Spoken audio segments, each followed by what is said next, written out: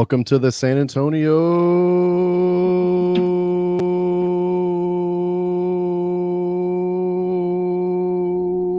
FC Fancast. I'm your host, Royce. I have the gruesome twosome with me. I have Rafa here. Looks like he's going for Houston this week. No, it's red. It's not orange. It looks orange on here. Wow. Bad camera work there. Rafa, how are you? After a bad week last week, with some of my teams going down. A lot of your teams went down. Yeah, Rafa, America, Real Madrid. Told you, Man City. Yeah. Told you, Man City. Man City walked them. Go Inter Milan. Welcome Inter Milan wins. Yeah, I'll be honest. My teams haven't been doing so well. The Cardinals have been doing really well. They've turned it around. They're only, 4 games out of first now in their division, which is really stupid after their start. The Dallas Stars have not shown up to the series, although Robo just tied up game 4 right now with an unbelievable goal. It was a tip, rebound off the goalie, hit it up, and kind of did a, what do you call that? The rainbow over the goalie and then like touched it in. It never touched the ice. So that's a nice goal. Go watch it. But yeah, it's going to take an unbelievable effort for them to get back in that series down 3-0. We'll see what happens. But obviously, we'll talk about SAFC. But yeah, no, you had Real Madrid and have a tough time and just get dominated by Man City. You had, was it Chivas? That's going to change next year. Was it Chivas beating America? That's kind of hurt. America beat themselves from that red card. Yeah, that was such a stupid foul. That was so dumb. Anyway, Harry, how are you doing? Doing well. Finally rested after the quick trip to Detroit. Yeah, was a lot of fun. Not the result that I was hoping for, but to me, Detroit, maybe not downtown Detroit because we didn't spend a lot of time downtown, but we really enjoyed the Detroit metro area. One thing, and I posted on there, is they have a lot of public soccer fields available. Like me and AJ were able to go, some turf, some a lot of full size grass. So Mayor Ron would love to see more public accessible soccer fields or multi-purpose fields here in San Antonio, because it seems like a lot of the fields, I know James Hope mentioned, that there's a lot of public fields, but they're controlled by the club teams, which limits access, we'll just say. And I understand like Saturday mornings along those lines here, but to me that was the biggest thing, is just kind of seeing how the Detroit area, just the access that they had to public access of soccer fields and stuff. And but no, it's a great time. I'd recommend anybody to go up to Detroit, Midwest. That was the first time I've ever been up in that area. We'll probably be going back up just because it seemed like a good area to go to.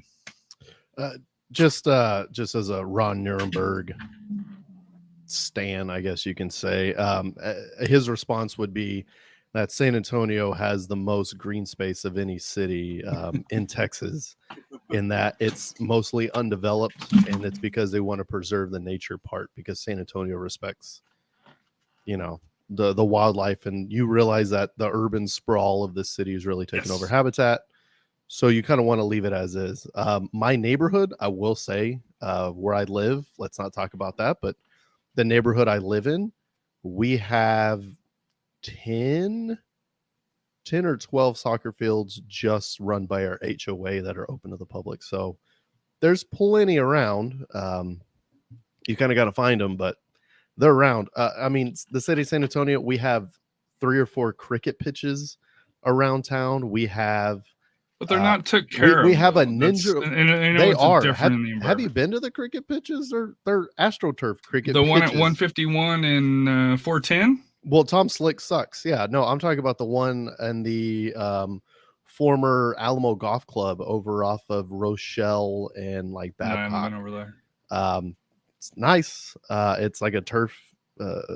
Obviously, the grass surrounding that's not going to get watered, but the main pitch part of it, where the bowler pitches, or bowler bowls, I guess is the proper term. That's turf, which is nice.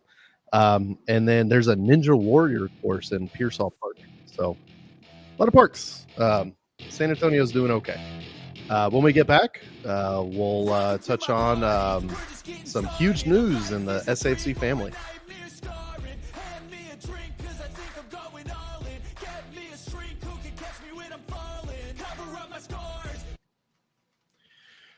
All right, and we're back, and we're gonna spend some time here to talk about some huge news that broke since our last show, and that's is he GM? Is he head of soccer operations? Is he vice president of the team? I don't know exactly what, or is he president of the team?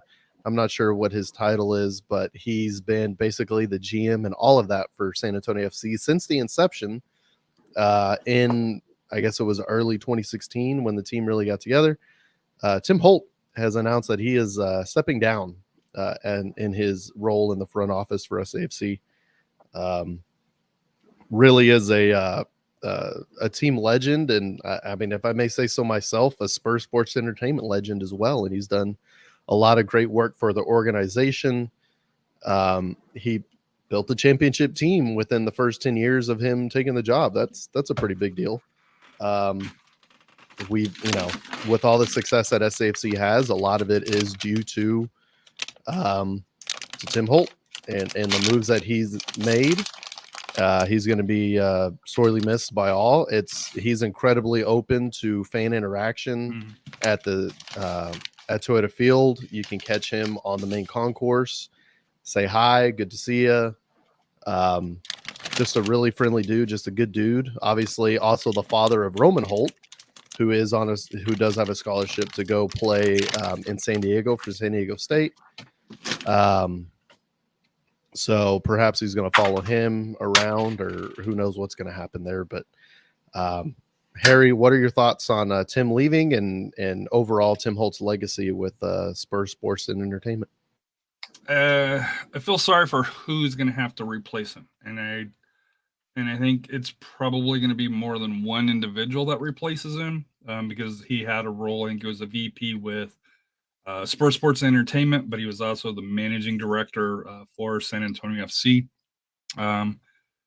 The former USL commissioner prior to Jake Edwards for that here. When he came to San Antonio, obviously the goal was to get to MLS, and we all know how that went. I think we kind of had a hint that something was brewing because last October he put his house up for sale for that here, so that kind of raised the raise the alarms a little bit. But no, to me, like I said here, for Tim, like I said, he has appeared on SA Fancast back when it was just SA Soccer Talk here for that here. So to me, like I said here, my best memories of Tim, are actually the away matches, whether it was FC Dallas. When me and Rafa went to El Paso, we met and talked to him for a good 10, 15 minutes, through there. So to me, he was always open. He was always kind. Obviously, seeing his son grow through the academy and through SAFC and through USL League 2 last year with Nor'easter, and then him getting the scholarship to San Diego State. Yeah. Like I said here, it's a huge hole in San Antonio. I'm interested to see who will pick it up and what possible changes that can mean. But obviously, he's left San Antonio in a very good position where, we are the defending champs, and roster wise, you'd have to think that, we are one of the favorites to defend. Now, whether the team can do it, or not, he will be staying on as a consultant throughout the year. I think his last day is June 1st or somewhere time in June, officially. But he'll be missed at the stadium. Hopefully I'll get a chance to say hello to him or say goodbye to him one last time here. But maybe after he's gone, we can see if he can come back on and we can give him a proper goodbye at that point. Rafa? Yeah, whoever comes in has got some big shoes to fill. He did a lot for this team. He brought a championship. I think that was one of his goals. I know the MLS kind of fell through, but I think bringing the championship was important to him. We got it done last year. Hopefully, we can get it again, repeat it again this year. So just building this team from the ground up and where it's at, where it's at. It's like I said, we had get high praises, from the USL and from other organizations, and they see, what San Antonio FC is about. And like I said, you have people that wanted to play for our teams, and especially also the academy side. He's really built that academy, and they've had some success. Like I said, not only his son, but we have other players too. Like I said, that came through the academy, like Gallegos and Rocky Perez and so forth, have gone on to play, in other places. So, we're going to miss him. But like I said, I think he left a great legacy here. And like I said, whoever comes in has, like I said, some big shoes to fill. And hopefully they can continue that same success. And wherever he goes, good luck to him. And we'll see.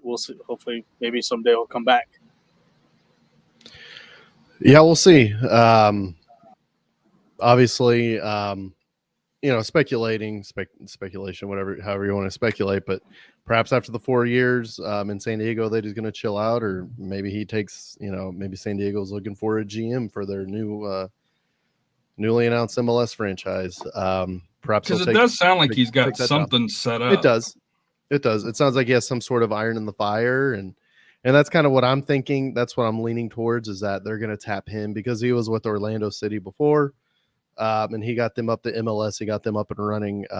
So I think it's kind of a no-brainer to go get him and his expertise to get that team off the ground. And also, wouldn't you know it, his son's gonna, makes you wonder if he knew that far in advance that Roman accepted the scholarship to go to San Diego State, that he knew he was going to follow his son with the gig. But kind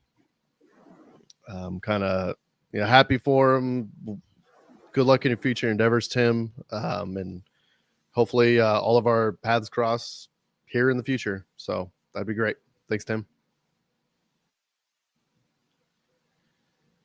And moving on, let's talk about let's say Tim Holt's last major move as in his current role with SAFC. We have another signing for a center back, a USL veteran and a veteran of some European secondary leagues. Tulu Yakubu.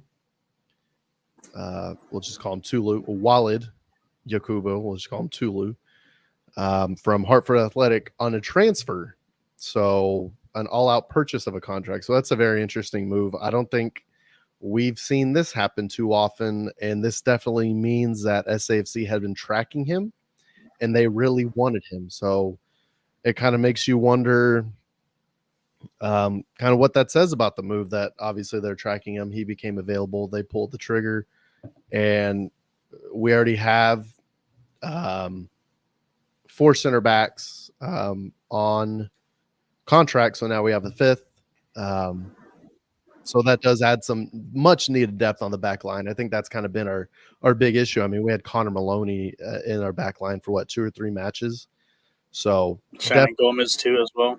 Yeah, Shannon as well. So a big area of need. Tulu is 6'2", 185, big physical, mostly right-sided center back, which is also a point of need because Manley did have his re-aggravation. A setback in his return from injury in the Nashville match.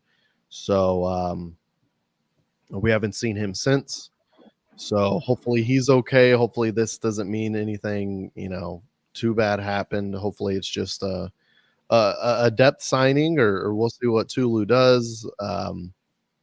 But I think it's a much needed move for sure. I think the back line has been our thinnest area so far this season. Rafa, your thoughts on the signing? It's a good move. Like I said, I watched the video on him. He's a great defender.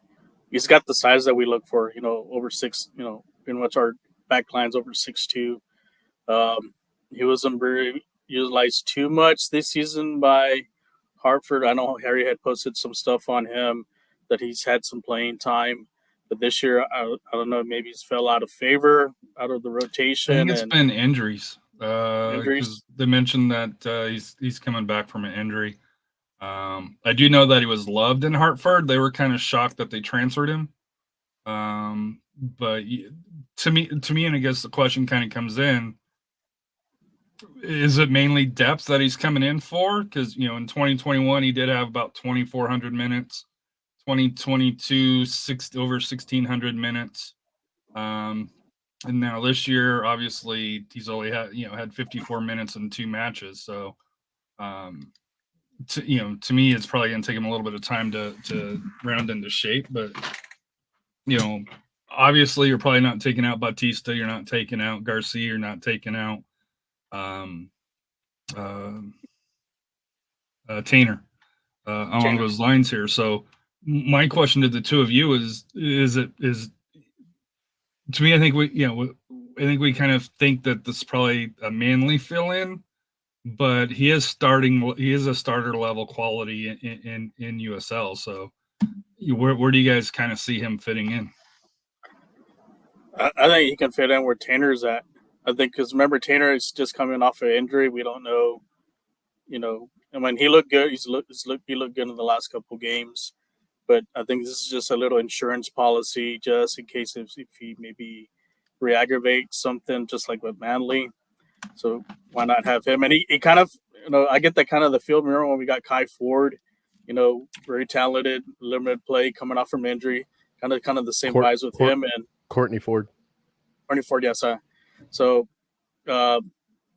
he's the typical defender that we normally get, and I think it's a good, like I said, good insurance policy to have, especially the if you look at our schedule, it's going to be a grind in June since we're going to play a lot of the top teams. So I think this is a good move by SAFC. Yeah, for sure. And also keep in mind that Lamar Batista and Fabian Garcia have played every single minute of the season so far. Mm-hmm. So, those guys could probably use a rest at this point. So, I mean, keep that in mind, that depth helps, especially later in the season. So, I mean, July is going to be pretty torrid. June's not going to be too bad. July is going to be pretty bad because we do have the friendly match, so we really don't get a week off there. And then August, I think we play, if I remember correctly in the schedule, I think we play like 7 or 8 games in the month of August. So, coming up, the schedule is going to get pretty tight. So it's good to get those players integrated now, get them playing, and get them ready. And kind of while we're on it, speaking of depth, let's go ahead and get into the injury list as announced before the match. We still have PC out. Parker's still out from his injury. Manley, obviously, we just covered. A surprise was Juan Carlos Sokar being out with an injury already. He gets 1 match in, and he's already injured. Not ideal. Hopefully it's nothing too bad. San Antonio way. Yeah. And then we know David Loera is still recovering from a shoulder injury in Nashville. And then a bit of good news that we do have is, well, Maloney is unavailable, but Maloney is unavailable because on May 19th, on Friday, he did have a baby boy, a big baby boy, close to midnight, actually. So he just beat the buzzer, having his birthday on May 19th. So congratulations to the Maloney family. Very happy for y'all. Good luck not getting sleep for the next month or so. So hope mom is healthy. Hope the baby's healthy. Hope nothing the best for y'all. Very happy about that. And let's get on to starting lineup for the Detroit match. Rafa, I'm gonna leave it off to you because it's the formation you've always wanted to see. So go ahead.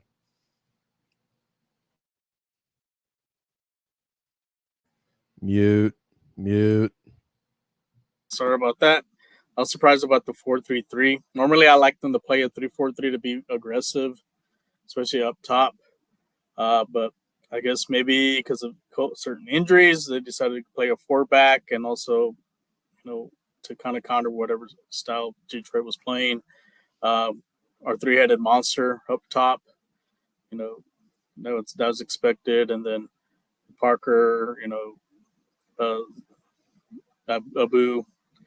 I was a little surprised that Ja'Cory didn't get the start, but like I said, it's still a good, strong lineup, going into this game. So lineup was Farr, Bautista, Tanner, Garcia, Gomez for the back four, Pirano, Abu, Zahir, and then up top, Adrenaline, Tani, and Nico Hansen, the three up top. So your thoughts, Royce, on the lineup here and on the bench. You had Mercado, Smith, Hayes, Hernandez, Bailey, Nacho, and Dylan. So Dylan returned from his injury here. So your thoughts on the 4-3-3 element? I was a little bit shocked with it here because that's the second or third time we've seen this lineup in the last couple of years. Yeah, it's very interesting. And to me, I don't know if it was really a 4-3-3. It was very fluid, and it was very interesting to see kind of how it happened. I guess if it's a 4-3-3, one of the more disappointing aspects of it was that Zico didn't get on the field and Bautista was the left back. I think that was kind of I get it. But as a 4-back, it's kind of a miss. Bautista is normally kind of your cover guy. He's the rover amongst the back line, and he normally gets out and he's pressing whatever forward the other team has. I think they brought him back more to add, somebody else to the midfield to try to influence the attack because they weren't expecting Detroit to really attack too much, which they didn't. Spoiler alert. But at the same time, I think that was a little bit of a miss because we did miss a lot of Batista's service there from the left-hand side. He had to stay back a little bit more than usual. And then Zuhair getting his first start, Rita getting his first start with SAFC. I think he looked really good. He was, I don't even think low-key good. He was just, I think everybody could see how good he was on the field. And I think that this is really an experiment to get Tanny and Sam on the field at the same time because those are your big boppers there. Those are the Twin Towers. And then Nico and Christian to kind of provide service for those two. I think that was a thought for how the formation was put together. That's mostly how it worked. We'll go into a little bit of the game action with the highlights. But could we see this in the future? Maybe. Did it work this time? I think it worked pretty well. I think we are just unlucky in this match. But let's go over the highlights real quick. Freedom to playing like this. You are not expected to win this match on paper and with talent levels. So if you can't play free there, it's going to be tough to play free anywhere. And there's a long ball over the top from their center back, a typical San Antonio FC move. That's exactly what you normally see us doing, and we had it done to us. And then this is the goal. It takes a wicked bounce. Here comes City opportunity. So pause it real quick. Let's go over this goal real quick. So I think the replay is going to do it better. Yeah. So if you watch this through ball, there's a wicked bounce that would never happen in a million years on real turf. It would skip. Instead, it checks up. And then it proceeds to check up 3 more times. And the center backs are waiting for this ball to die so they can win it. And it just stays in the air and nobody goes and gets it. So watch. Here's my problem. There's your 2 center backs right there. Which is fine. Well, is it? It's not. I don't think it's fine. Fair enough. Yeah, no, that's definitely one of those things where if it bounces, that's a problem. And it bounced. And it just continued to bounce and bounce. And that's where this guy gets the shot from. Nobody really has a lot of pressure on him. And it beats Jordan because it's it's just a shot. No goalkeeper's going to save because he doesn't have a lot of pressure on him. But yeah, I think looks one like- of the center backs has to stay back, right? Yeah, Well- that's Tanner. Yeah. If you look at what Tanner If you should have look at stayed on his Garcia, spot. yeah.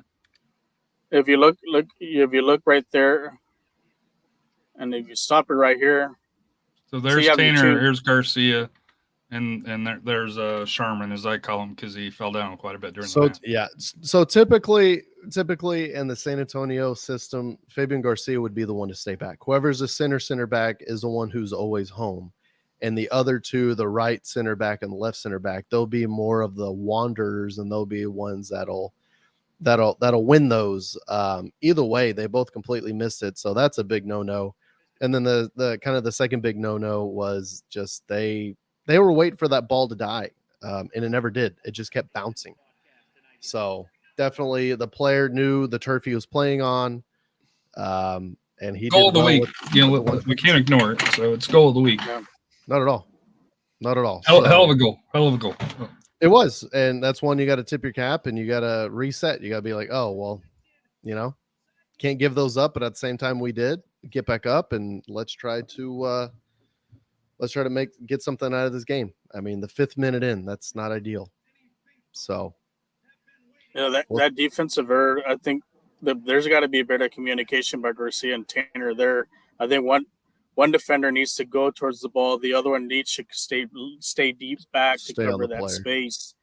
Yep. Or at least cover that gap, because let's say if Garcia is there, even though let's say if Tanner pushes out, it goes overhead, Garcia would have been there to kind of stop that play there from ever developing, or even for him giving the shot. More than likely, he would have had to play it out to the wings. So, like I said, that miscommunication from both going to the player attacking the ball. Like I said, that one should have stayed back, and so forth, and that's what cost him the goal. Does that go? And I'm not trying to place blame on Coach Marcina or the players. Does that go because we're used to playing 3 in the back, and this time we switched to just the 2 center backs? Both. I think so, but also this was the 5th minute of the game, so this was early on. This was the first free kick. I think they kind of underestimated Steinwasser's leg a little bit, and the carry of the ball, because you saw the Detroit player kind of try to head it first, and he missed it. It surprised both Mitch and Fabian where it got by them, and once it did that, it was you're kind of at the mercy where where the Detroit forward basically was able to settle the ball and one time it. Harry, quick question for you. Was it windy at the game? It wasn't too windy. There was a little bit of breeze. I do think it was going in that direction, but to me, not enough to like to me. I don't think because that was the first kick Nate did, and like I said here, he got the ball and it was just an unlucky play, from the San Antonio aspect, from Detroit City's aspect.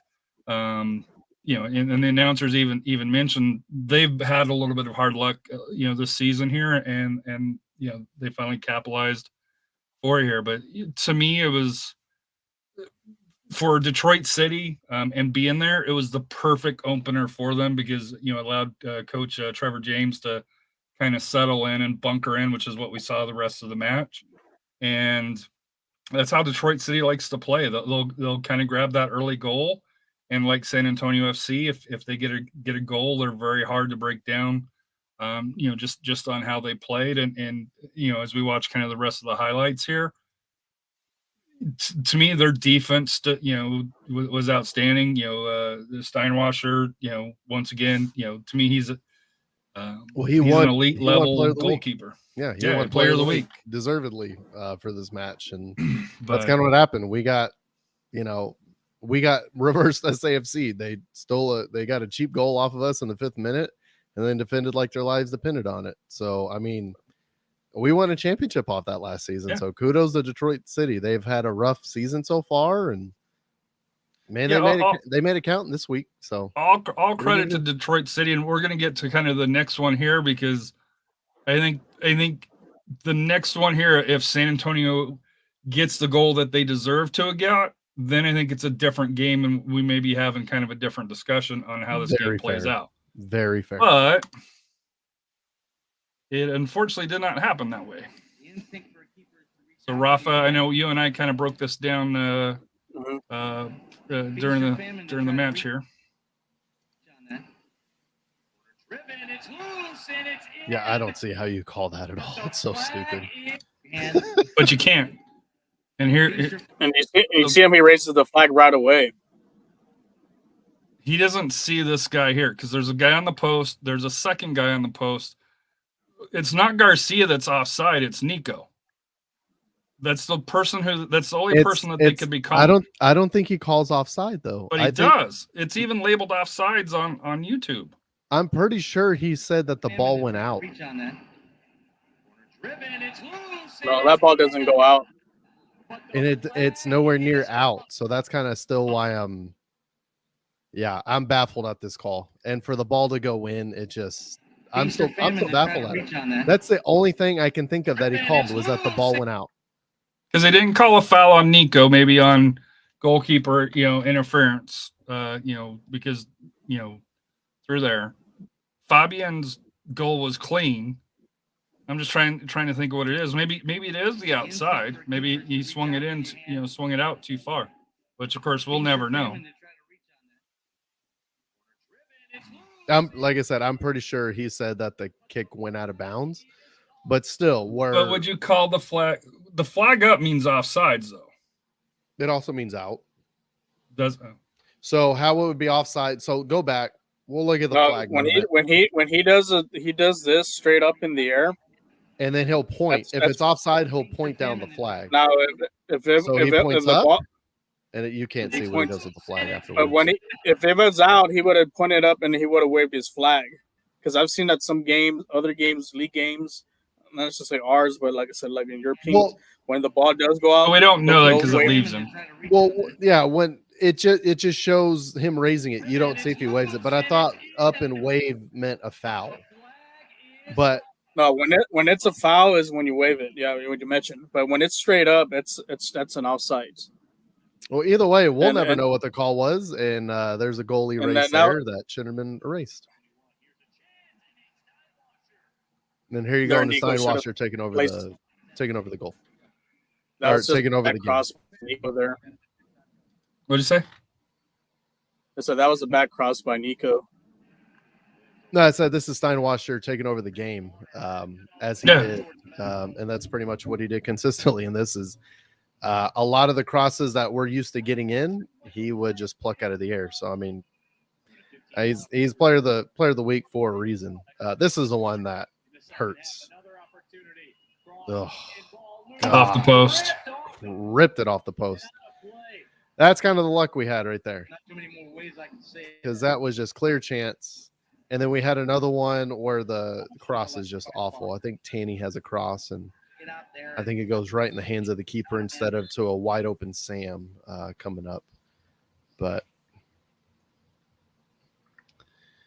yeah, it's just kind of one of those. We're going to watch a lot of chances that we don't convert.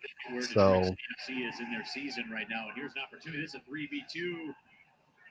Right foot shot. Nate Steinwasser closes the door. It was a rocket by Hansen, and Nate says no. San Antonio FC. That could be a springboard. It's huge. Yeah, that one. If you notice on that shot, he had to wait for the ball a bit, and that kind of allowed the goalkeeper to get. There's me. Well, there you are. That gets set. Looks like Harry. Now on that play, would it be better if he played off to the left side? I have my flag already. That could be a springboard. It's huge tonight. Well, I think even up. Oh, so sad. Against the reigning champion. I don't know that they call the handball. That ball flicked ahead, headed down, and Steinwasser makes the grab. Boy, dangerous. Just not enough power on that one. Now stepping up, Jorge Hernandez lays it off to Hayes. Hayes drives it in. Cut out, top of the D. Left foot chip ahead, finds it. That was close too. Oh, Lord. Top of the frame. Boy, Bailone nearly leveled this match. Nice lead to Reese Williams. Beautiful outlet. And how about that touch? And what a play by Connor Runts just to steer it out. That shot's Steinwasher. Ridiculous. Just unlucky, one step off. Yeah, that's it. That's it. Just unlucky. And there's the final whistle. Yep. I mean, some great chances, some unbelievable plays. The team looks like they have a lot of chemistry together going forward. Just it didn't go in the net. What are you gonna do? Got goalied, and we had some really good chances. Just give up one shot, give up one goal. It is what it is. Move on and go to the next one. I mean, what are you gonna do? Yeah, so stat-wise, San Antonio FC 53% to 47 for Detroit. We had 19 shots, only 3 on target. They had 4 shots, 1 on target. We had 9 off. They had 7 blocks, which I think to me was the big story. Well, technically, we had 4 on target and we had 20 shots, but one of those, for some reason, didn't count. 3 And corners, so- 1 offsides, fouls 16, 15. We had 3 cards. They had 1. We had 13 shots inside the box, 6 out. It's the Rafa special on passes, they were at 50%. We were at 53%. So, that's a Rafa special there. They had 22 clearances, 17 interceptions. We had 21 tackles, but what can you say? You look at the game flow on this, it's all San Antonio. Just wasn't our night. I hate to say it. I was lucky enough. Me and AJ were lucky enough to travel home with the team. On the flight back. They were like, "Hey, we're sorry." I'm like, "There's nothing to be sorry. They played well. Could they? It wasn't like Charleston. Don't get me wrong, where everything dropped for them, but they didn't play poorly. It was unlucky, and Detroit needed a win, and they got it. And like I said here, their defense played well. Steinwasser, who's a very underrated goalkeeper, if you don't know him from Detroit. But no, to me, like I said here, it was a well played game. I did go there, as most everybody knows. If you do get the opportunity, it's a great location to see the game. Pre-game, they have kind of a tailgate area where they have a bunch of food trucks that come out. They have got some benches. It's kind of old school still, like they still give you the cans of beer, along those lines here. They get the merch setups, but to me, like I said, it was a great environment, for there here. I was invited to actually have a Detroit City clubhouse downtown where me and AJ went there Friday night. Kind of where what's the ice rink? Kind of what's over on isn't it Little Caesars Arena or whatever where the Red Wings play? No, here in town. Here, Northwoods. Northwoods has that indoor soccer plex where it has kind of the two things. They have one set up like that up there in Detroit, set up for just Detroit City. It was awesome to go in there, see. I met Red, who does the 451 podcast. He was working there that night, but we got to watch some rec games and stuff, and the beer was good, and they had some meat pies, as they call them. So, but no, it was, to me, if you get an opportunity to go to a Detroit City match, I can't recommend it high enough. People were pretty cool there. What was funny is we were walked in with some people that used to live in San Antonio many, many years ago. So they saw me with the San Antonio stuff. So we were chit-chatting, and but just great environment. I know the Northern Guard online has kind of a presence of, hey, that they're, that they're kind of not friendly, but no, like I said, here was great time. Like I said, Detroit, I enjoyed the Detroit metro area, and Michigan overall. So plus, it was 50 degrees, 60 degrees. So couldn't beat the weather. So not too hot, but the turf though, I will say, the turf, and I think this will go to Royce's next point. Not good. In talking to some members of the team, only Miami, they thought that as far as for turf conditions, They thought Miami was worse than the field conditions, there. But both teams play on it. It is an older facility. It is a community facility. So no qualms about it. I thought it was a pretty even game for here. My only bone to pick, and I'm still puzzled by this. Shannon Gomez got an elbow, bloodied his lip. I understand why he got the yellow card, because him and the ref had contact, and he kind of moved back in probably a way that the ref's like, hey, I got to card you. But how that wasn't carded when he got elbowed, or the Detroit City player elbowed him. So that was the thing that kind of struck out to me, is outside of the goal, is he had blood running down his face, and he told the ref, and the ref's like, well, you got to go off. And he's like, well, he elbowed me, and obviously he got blood running down. And the refs, just didn't want to have anything to do with it. And like I said, here's Shannon, unfortunately, kind of, aggressively kind of walked away and got the card. But to me, outside of that, I don't, from a San Antonio FC fan, I'm not sure there's much to complain about. Like I said here, they played good. I thought a little bit, as we discussed, unlucky. The environment's a fun environment to go to as a player, I bet, but I don't know what else to say, on the Detroit City match, just because it basically was the opposite of Charleston, where Charleston, everything went in. This match, nothing was going in. Yeah, just kind of real quick to go over the turf point that I wanted to make. SAFC is going to play, or has played, 5 of their 34 matches on turf. They've already played 3 of them. So far, they're 1-1-1 on turf. They have a win in Monterey. They, they have a draw with Loudoun, and they have this loss here at Detroit. Loudoun and Detroit, by far the worst condition turf fields that they're going to play on, and they didn't play that well on them. And it shows. The other 2 matches that they have on turf coming up, they have one at Oakland and one at Colorado Springs. Both of those pitches are better, especially now that Oakland's going to play at, is it Cal State? Is it Santa We don't Barbara? know about Oakland is kind of still in flux, so I wouldn't be making. Well, they're definitely not. They've announced that they're playing the rest of their matches at the college. I think it's right. Is it Cal Poly or is it Cal State? Either way, they're playing the rest of their. They're playing the rest of their matches on that field. So, and it's in better condition than what the previous one was. The previous match, and then Loudoun, yeah. So Colorado's is a good pitch. It's a narrow pitch. It is, but it's nice. It's nice. It's nice. It's that coconut artificial turf that they paid a whole lot of money for. The problem with Colorado's is it's a narrow pitch. It's a small pitch in my opinion.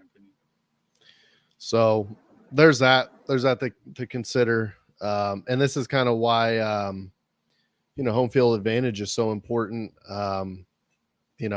God forbid we get in the playoffs and we have to play away at one of these fields. So no thanks. But once again, we got goalied. Yes, both teams have to play on the turf, but one team is used to playing on the turf. It's a big reason why, the Cardinals back in the day when they had Whitey Herzog as their manager, Ozzie Smith would just, Baltimore chop one, get a base hit off of it. They'd bunt them over, and then there'd be a base hit, and boom. That's how they'd score their runs.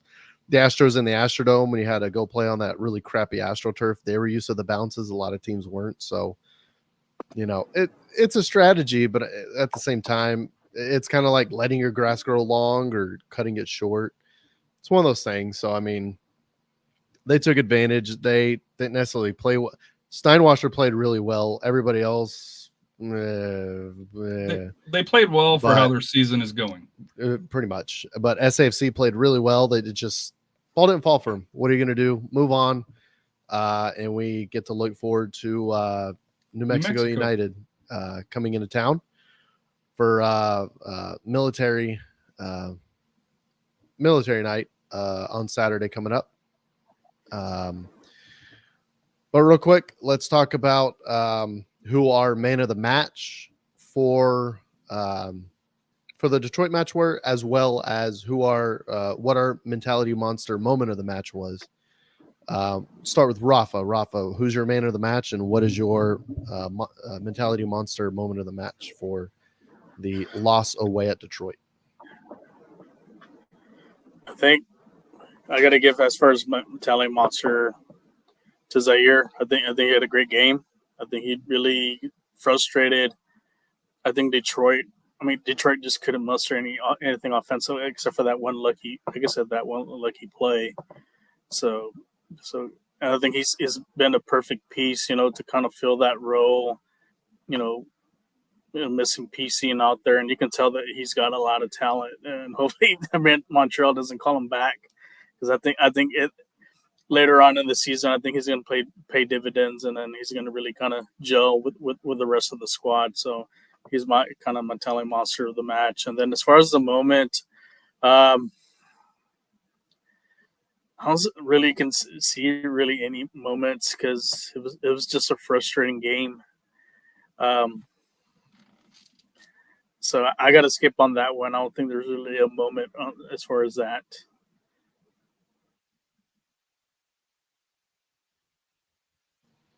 Sorry, and Harry? So my man of the match, I'm going to give it to Nico. I thought he did a really good job. He's a little bit unlucky in his finishing, but going up on the right-hand side, he had several opportunities. I think any other match he goes into, he gets a goal.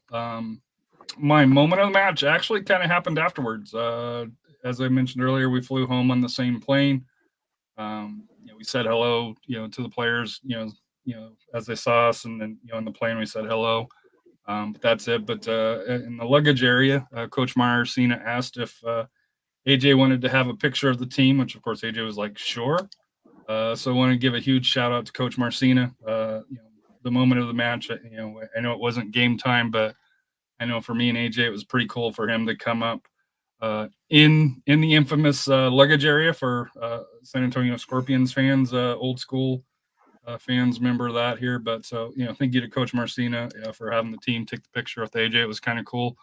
And Batista, we will have to work on AJ getting your number on the back of one of his kits, as opposed to just Garcia's that he had here. So we'll see about making that update a little bit. And for mine, my man of the match, I am going to have to agree with you, Harry. Nico is my man of the match. His movement was really positive. He created a lot of really nice chances. He had a big one saved. Unfortunately, he hit the post. He showed up in the spaces he needed to show up, tucking in behind Tanny and Sam. And he was really effective in that role. I want to see him there in the future. I thought he looked really good. My mentality monster of the match, or mentality monster moment of the match, is Justin Dillon coming back from the injury list. He's been on there the entire season. Well, not the entire season, but since the Loudon match, he got hurt on their crappy turf. So it was good to see him back available. Another crappy turf. A crappy turf. Gee, there seems to be a pattern there. So good to see him back. We've spoke his praises. It's been, his absence has been very obvious. So really looking forward to getting back in the team and getting him back integrated with everything. His pressing actions on the wing plus his scoring touch. That combination's really been missed in this team this season. So hopefully he can get back on the front foot. And we'll see how he looks after this. So we'll be right back. If you want to get a transition going, we'll be right back with a little around the league wrap up.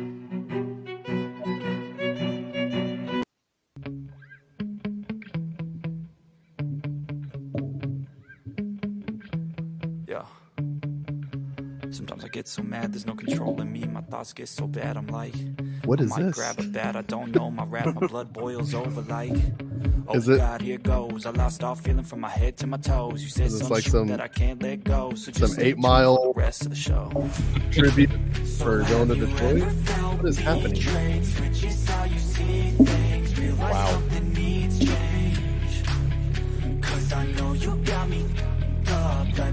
Wow. Sure.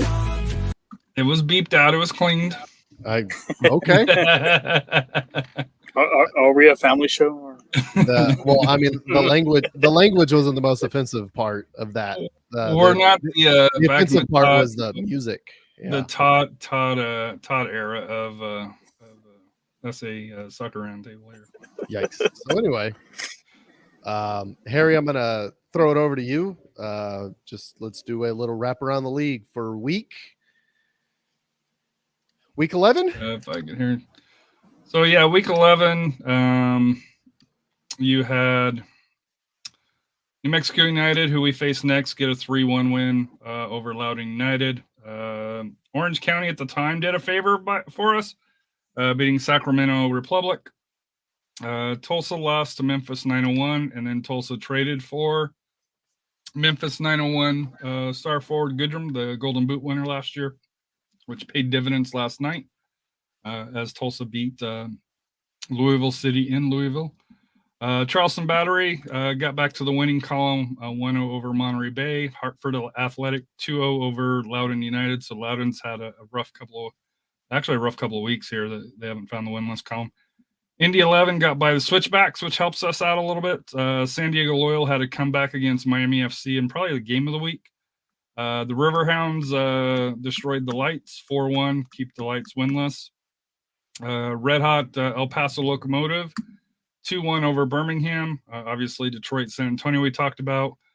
Rowdies went down to RGV and destroyed RGV's dreams once again, so by a score of 3-0. Phoenix went to Orange County, walked away 1-0, and Sacramento took care of the Roots 3-1. So looking where things kind of stand at this point here out west. Sacramento first place with 24 points. El Paso, after an 0-3 start, second place at 22 points. San Diego Loyal at 20. San Antonio at 19 points. We're sitting fourth. Phoenix at 16 points. Switchbacks at 16 points. Roots at 14 points. New Mexico United with 9 games played at 14 points. Monterey Bay, RGV 13 and 11. And Orange County and Vegas. Orange County's already fired their coach at 9 points. And the Lights 6 points on 6 draws, but no wins. So the loss kind of hurts because we would have been tied for second, or actually probably in second place. 2 points back from Sacramento as opposed to being 5 points back. So that's where it kind of stings, where Orange County did that favor of getting the victory, but still semi-early, although we're at 11 games now, so a third of the season in. So, it's no more, hey, it's early in the season for that here. So to me, facing New Mexico United, always an interesting matchup. Somos Mas, give them a follow. They have a YouTube channel if you want to catch their show. They do a good show. Seth, Jacob, and Earl for that here. So, but to me, New Mexico United averages about 1.7 goals. Although they did lose one of their top defenders with a silly red late in the match, Kalen Ryden. So they'll be a little bit weakened in the back, and I'm looking forward to see how San Antonio arrives back home from Detroit. I can tell you the team wasn't happy with the with the results, as I kind of discussed here, but we will see.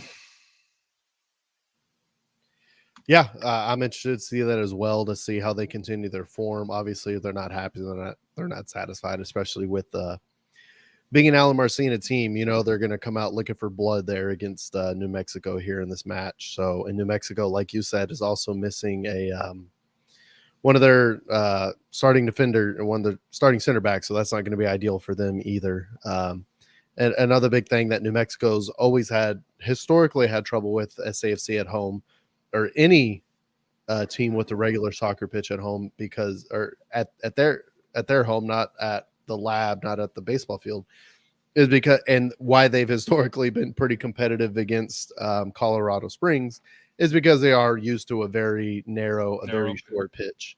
So anytime that team typically historically goes to a regular size or a bigger pitch, they have issues. So we'll see what happens this weekend. I really hope the team comes out hungry.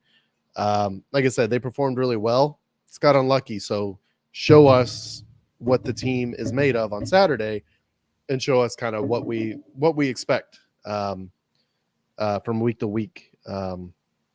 For sure. Rafa, do you have any thoughts on the upcoming match and military on Saturday? So yeah, this should be interesting game. Like I said, this is like another rivalry game besides our Copa Tejas ones. It's always a tight game between New Mexico. Should be a fun one. But hopefully, like I said, we learn from this last loss and we turn it up like we did in Charleston and show no mercy, especially with them not having their star center back there.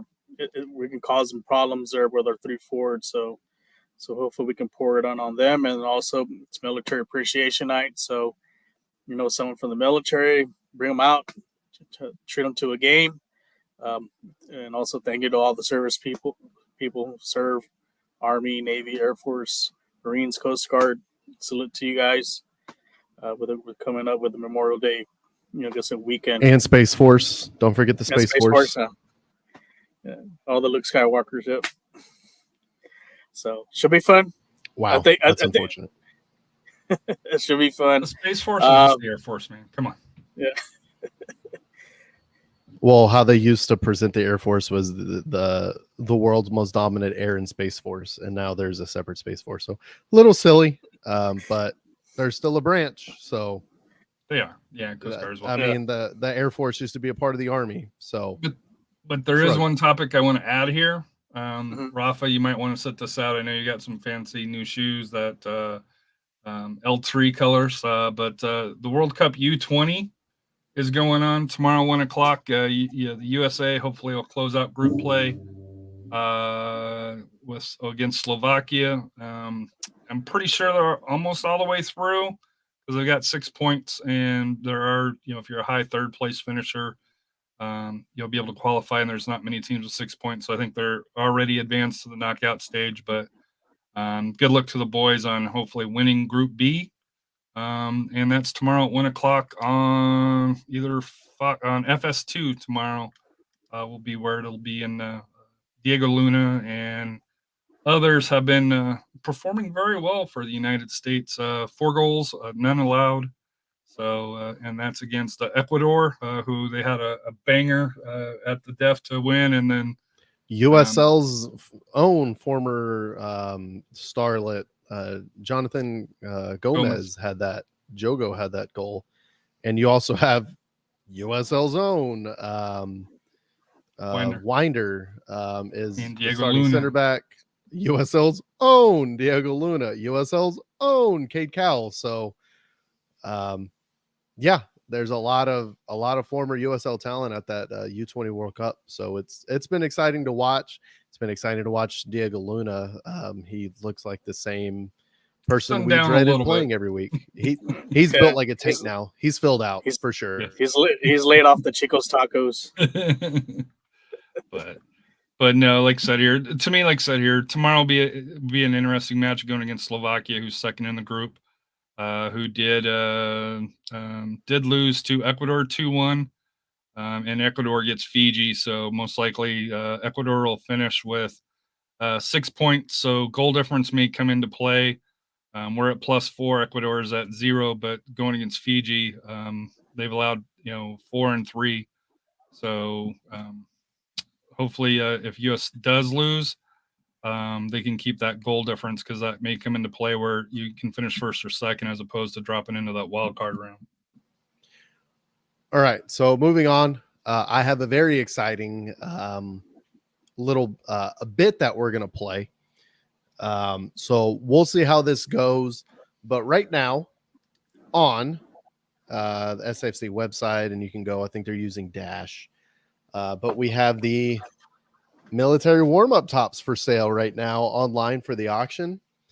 I want everyone to give me your prediction as to who is going to be the highest overall selling warm-up jersey. Everybody out there, I'm going to put my guess in. I have an educated guess because, ladies and gentlemen, the initial prices are in, and it's insane. Let's go over it. So, as of right now, Jordan Farr's warm-up is going for $150. Current bid there, and currently there's 6 bids. And the winning one is at $150.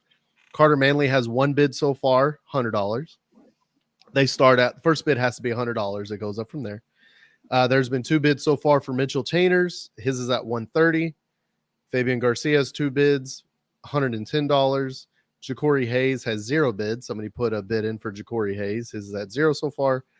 PC has 1 bid for $100. Juan Carlos Zokar has 0 bids at $0. Somebody bid on his as well. Same thing with Jorge Hernandez. Nobody's bid on his yet. Nico has 1 bid for $100. David Loera doesn't have any bids yet. Sam Adeniran has 6 bids. He's at 170. Lamar Batista has 1 bid at 100. Yeah, big surprise that Big Sam is one that is in demand. Tanny, he has 4 bids. He's at 150. Komarni Smith has 0 bids so far. Rita Zuhir has 0 bids so far. I'm going to skip that one because that's freaking ridiculous. Holy crap. Yeah. Let me get there. Woo! Yeah. Nacho Bailone has 3 bids. He's at 120. Shannon Gomez has no bids. Isaiah Parker has no bids. Muhammad Abu has 1 bid for $100. Zico Bailey has 1 bid for $100. Connor Maloney has 7 bids. He's at $170. And Carlos Mercado has 1 bid at $100. But right now, everyone's getting boat raced right now by Christian Pirano. 11 bids. The top bid, $400 already for that warm-up. Gee, I wonder who my pick. So, for obvious reasons, in this little contest, I'm going to disqualify Christian Pirano from the competition because he's boat racing everybody. So the competition is tweet at us, message us on Facebook. Who do you think is going to have the second highest jersey as far as price goes? What the winning bid goes, and what do you think the winning bid is going to be? And we'll give you a shout out here on the show. We'll see what else we can pick out. But is Pirano going to get to $1,000? He might. That's the crazy part. He might. But maybe that's another question. Will he get to $1,000? Right. We also have the mental health awareness warm-up tops. Those are I got that one here. Okay, let's hear these see. prices. I want to see. Let's hear these prices. So on here in this, hold on before Jordan Farr 240 on the mental health awareness. Wow. Let me bring some context to this because this is a very especially with where we're at. It's right important. Now. It's important for us. Yeah, it's important for us on the show as well. I think this is a big thing to go about as well. And this has been spearheaded by Connor Maloney and Justin Dillon. So this is Bring Your Own Energy. It was started by captains Connor Maloney and Justin Dillon. We're aiming to further educate and further the education and understanding of mental health challenges in sports. The phrase "bring your own energy" means that no matter how you're feeling at the moment in time, bring that energy, and we'll make sure that we hear you, we see you, and we are with you. And then if you go into their site, they have that here. This one does have, I think the current one that you just talked about ends in 2 days. This ends next week, so I have a feeling this will probably be the following week that they wear. Jordan Farr 8 bids at 240, Manley at 100, Tainer 5 bids, 140. Garcia, 120. Hayes, no bids yet. PC, 100. Juan Carlos, no bids yet. No bids for Jorge. Nico at 100. Larrera, no bids. Dylan, 1 bid at 100.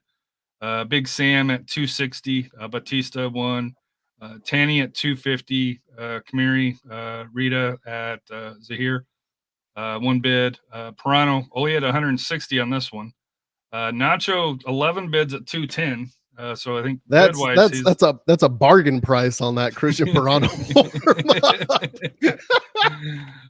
Gomez at 100, Parker no bid yet, Abu 100, Bailey 1 bid at 100, Maloney 2 bids at 110, and Mercado at 100 here. But here's an important question, because last season Elliot Collier was the one I bid on, and I kept getting outbid. But Elliot Collier was a guy that I wanted the warm up from because I could actually wear his. He wears an extra large. Who the hell do you think wears an extra large on this team? Maybe Sam. Sam.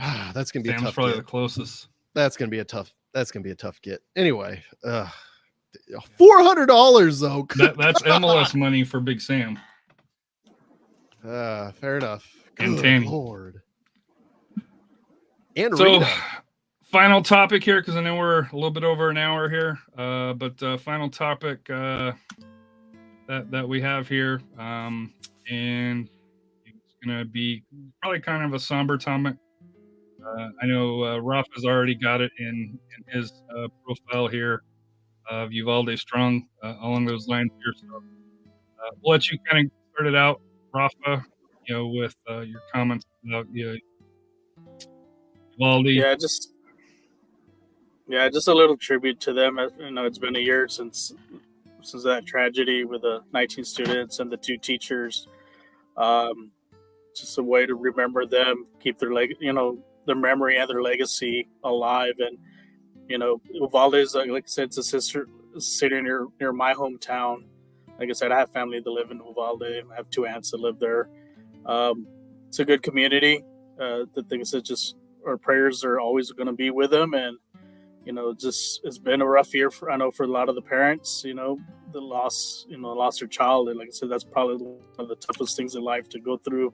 But just a shout out to Uvalde. Like I said, we're always in our prayers, and we're always thinking about you guys and the legacy of the kids and the teachers there. So just a good shout out to them. Yeah, and the most important thing that we can do to honor their lives, the ones we lost on that day, we got to be better as a society. What can I tell you? We really need to have an epiphany to realize that some things are more important than other things, and we really need to have a deep look in the mirror as a society and really figure things out. Because, man, just the stories from that tragic day a year ago, and just to think that nothing's really changed, has it? It's kind of embarrassing, but at the same rate, keep their memories alive. That's the best thing you could do, and just kind of carry the torch for them. They're no longer with us, but that doesn't mean that their energy isn't with us, and we can use their energy to right the wrongs that we still currently have going on today. So, Harry, your thoughts? So, my thoughts, I'm old enough, and I was in Colorado at the time that Columbine happened. We were actually in the Denver area, me and Monica.